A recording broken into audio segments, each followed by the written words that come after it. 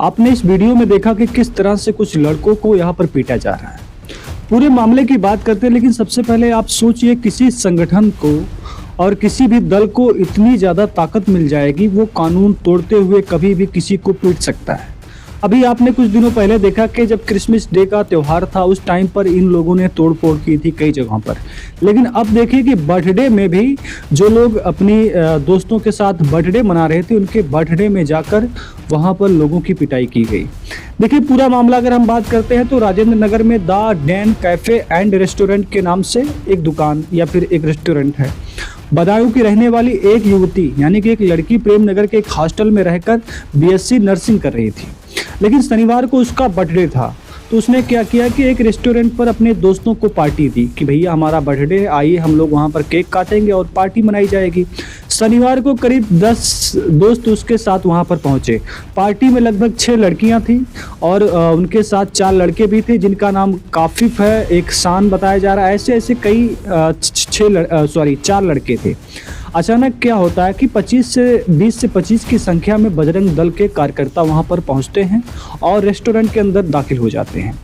तुरंत ही उन्होंने लड़कों को पीटना शुरू कर दिया। इससे जो वहां पर छात्रा थी यानी कि जो लड़कियां थी, वो दहशत में आ गई और रोने लगी और रोते रोते बार बार वो कार्यकर्ताओं और बजरंग दल के लोगों से कहती रही, छोड़ दो भैया, विनती कर रही हूँ, हाथ पैर जोड़ती रही, मगर इन बजरंग दल के लोगों ने उन्हें लगातार पीटा। वह लगातार कार्यकर्ताओं से विनती करती रही उसके दोस्तों को ना मारा जाए, लेकिन किसी ने उसकी नहीं सुनी। रेस्टोरेंट में मौजूद अन्य लोग भी भयभीत हो गए और वहां अफरा तफरी मच गई। यानी कि अचानक कोई 20 से 25 लोग आएंगे और किसी दोस्त को अचानक से कोई पीटना शुरू कर देगा। ये शायद कोई रेस्टोरेंट वाला मालिक ही कभी सपने में शायद सोचा होगा।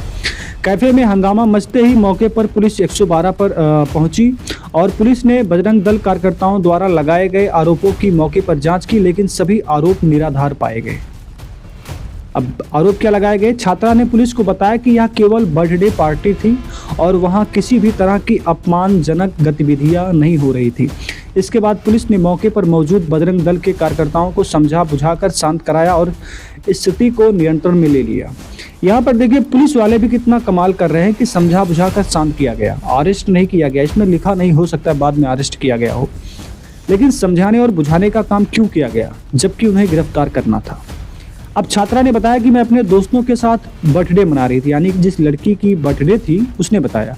इसी दौरान हमारी पार्टी के बीच में कुछ लोग घुस आए और मारपीट करने लगे। काफ़ी खून बहने लगा। उन्होंने मेरे साथ बदतमीजी की और मेरा मोबाइल फ़ोन छीनने की कोशिश की। कुछ देर बाद पुलिस मौके पर पहुंची और मुझे सुरक्षित बाहर निकाला गया।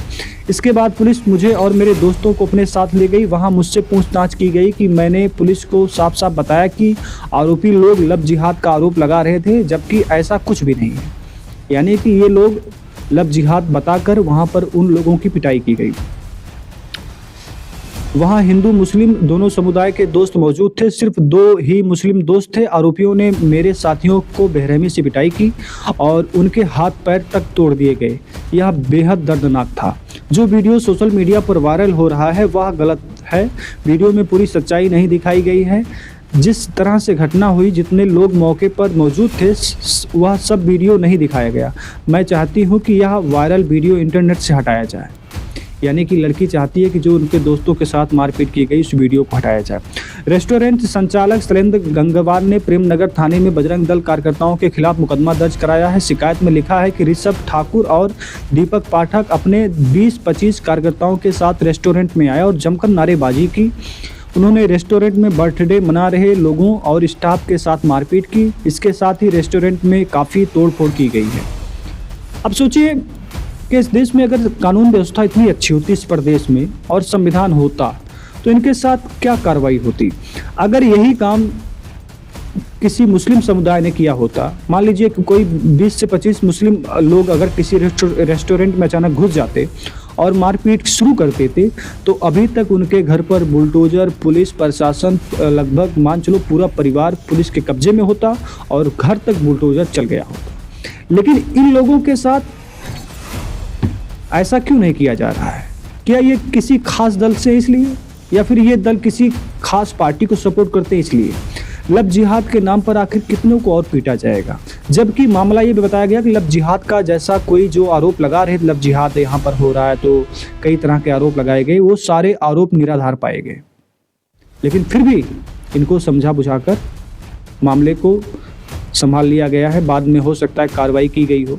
लेकिन आप देखिए कि उत्तर प्रदेश हो या पूरा भारत, क्रिसमस डे का त्यौहार था। आपने देखा कि जगह जगह पर मूर्तियां तोड़ी गई, लोगों को परेशान किया गया। ये कौन लोग हैं और क्या चाहते हैं ये देश में? धन्यवाद, नमस्कार।